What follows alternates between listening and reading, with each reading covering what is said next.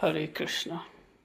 Srimad Bhagavad Gita is not only a religious scripture, rather, it has become a guidebook for the whole mankind.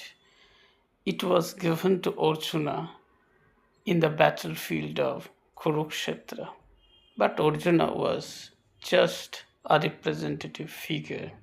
Through him, Krishna gave the knowledge of Bhagavad Gita to all of us.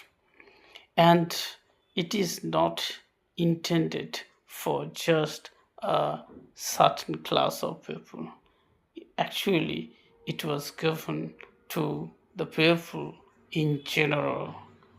That's why it has its universal appeal, and it was actually a guidebook besides being a greatest religious scripture.